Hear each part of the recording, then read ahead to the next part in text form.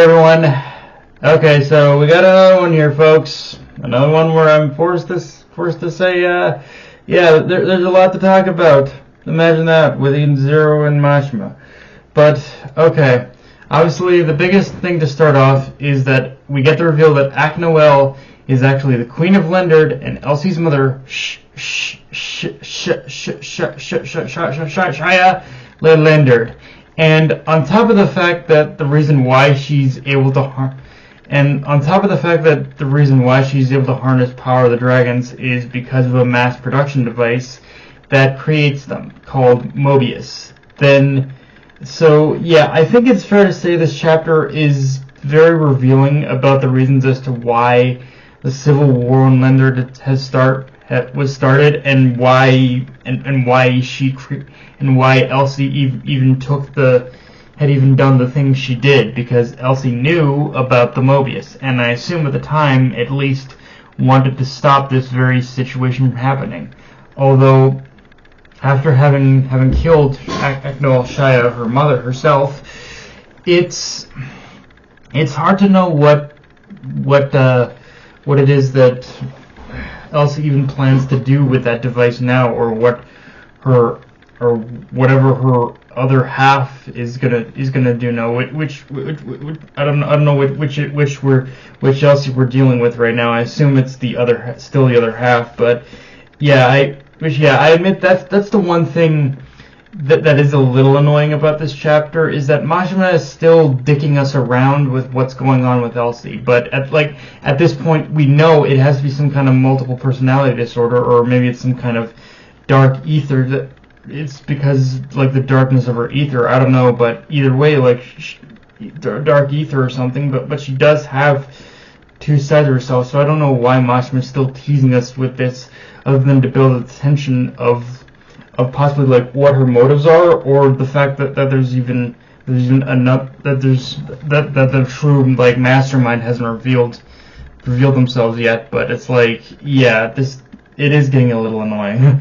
Now with this reveal, I'm also not gonna lie, this chapter gave me a little bit of whiplash at how we went from the reveal of the Mobius device to Elsie executing her mother, especially with so many questions about this still unanswered. But I have some theories. For example, I'm a little bit salty that there's no actual familial connection between Mother and Aknoel, but this reveal in itself does still make sense when taken into context that all mothers are in some way or another connected to Mother through their ether. But in knowing this, I'm also of the belief that Shia had either met Mother at some point or in some way communed with her through that connection, because just the fact that a device was created to manufacture dragons, beings that, as far as we know, have only ever been known to exist, in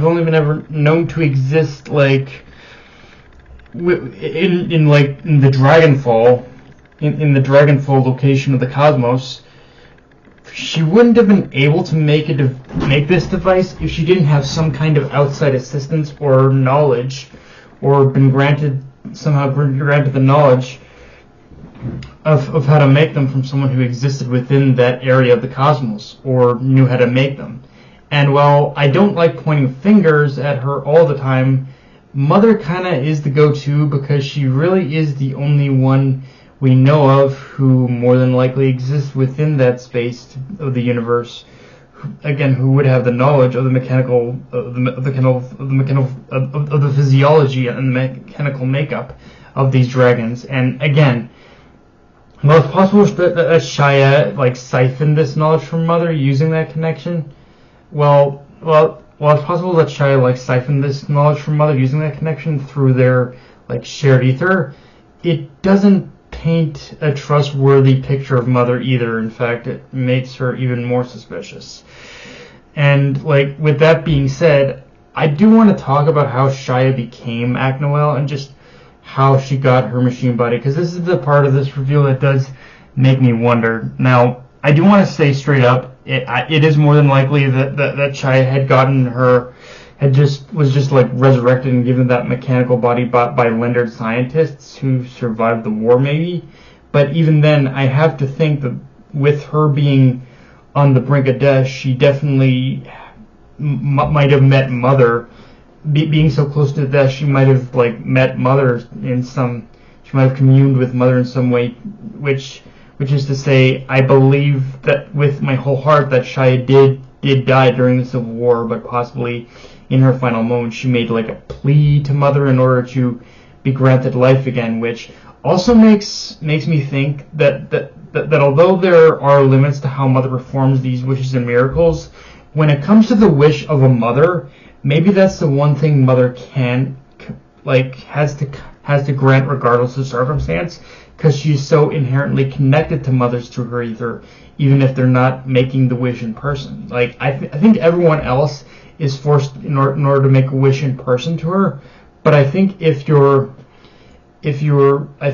everyone else is who's met Mother is forced to make a wish in person to her. But I think when it comes to mothers specifically, I think that their wishes are almost immediately granted because of that connection. All my rambling about this aside, though, it's going to be interesting with how exactly Elsie explains herself to Justice in regards to just what happened. Not only with Shia Aknoel, but also with Jesse. Like now, given current circumstances, I also imagine that that's the last thing on Justice's mind. But it should be interesting to see how she just explains herself with this whole situation. Like, I'm not gonna lie. Like this is definitely a chapter where Mashima definitely switched things on its head, and it's also a chapter where I can see people kind of loving, but also hating this chapter as well, because it's one of those things where it just left, like with Aknoel's death, just kind of leaves like so many just learning that Aknoel is Elsie's mother, and killing, and Elsie proceeding to kill her. Just that series of events, it does work, but it's also like I can see how this doesn't work as well, because it just feels like it's kind of on the pace, just the bare bones pacing level. It feels like it's just rushing through. This is one of those chapters that feels like it's rushing through the story a bit, but yeah, without giving a whole lot of context for us to work off of. But yeah, guys, that's pretty much all I got for the review. If you enjoyed the video, like, comment, subscribe. I'm on Twitter, Analyst Crunchyroll. Be sure to notification bell, subscribe button, and just share the video around, guys. Dark Knight Runner signing off. Later, everyone.